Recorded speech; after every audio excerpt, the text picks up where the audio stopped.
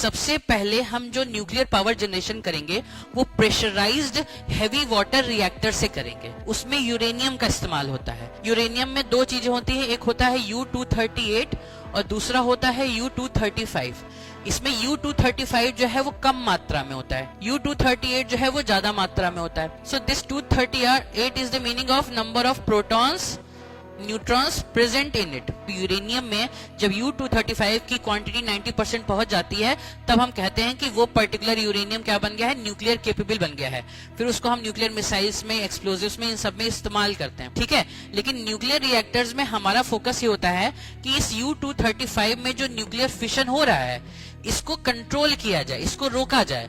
तो उसके लिए हम प्रेशराइज्ड हेवी वाटर रिएक्टर का इस्तेमाल करते हैं। Now this pressurised heavy water reactors what it does, ये न्यूट्रॉन्स जो रिलीज हो रहे हैं उस न्यूट्रॉन्स को कंट्रोल करता है, उसके चेन रिएक्शन को कंट्रोल करता है ताकि आपस में ये टकरा ना सके।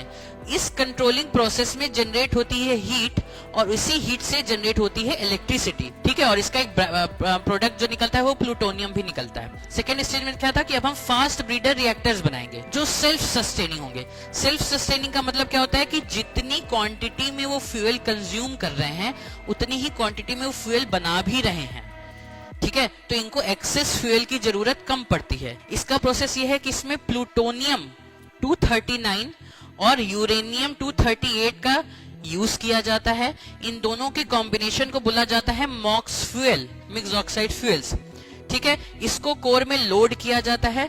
नाउ ये जो रिएक्टर होता है इसकी U-238 से इसकी कोटिंग भी की जाती है। It uses a fast neutrons, uses liquid sodium as coolant in 2 circuits. तो इनका जब बेसिकली फिशन होता है तो उस फिशन की वजह से जो हीट जनरेशन होता है that heat converts into electricity और इसी में से जो एक्स्ट्रा एटम्स निकलते हैं वो वापस एज अ फ्यूल इस्तेमाल किए जाते हैं इन द रिएक्टर। सो इससे एनर्जी, इलेक्ट्रिसिटी जनरेशन हो रहा है, U-233 निकल रहा है और मोर प्लूटोनियम आ रहा है। थर्ड स्टेज में हम थोरियम बेस्ड रिएक्टर्स बनाएंगे क्योंकि हमारे इंडिया में thorium is available in very abundant quantity. तो अभी हमें अपने न्यूक्लियर रिएक्टर्स के लिए कनाडा, ऑस्ट्रेलिया, रशिया, चाइना ऐसे देशों के ऊपर निर्भर रहना पड़ता है कि यूरेनियम दे तो हम अपने रिएक्टर्स को चलाएं। नाउ व्हाट विल हैपन कि सेकेंड स्टेज से जो प्लूटोनियम निकल रहा है उस प्लूटोनियम और थोरियम के हेल्प से हम अपने थर्ड स्टेज के रिएक्टर्स को बनाएंगे जिसको बोला जाएगा थोरियम रिएक्टर। और इसका डिजाइन होमी जे भाभा ने पहले ही बना के चले गए हैं। सोचो, he was so much visionary कि वो जो अभी इंडिया अभी पहुंच भी जहां नहीं पाया है उसका डिजाइन वो पहले ही देके जा चुके हैं।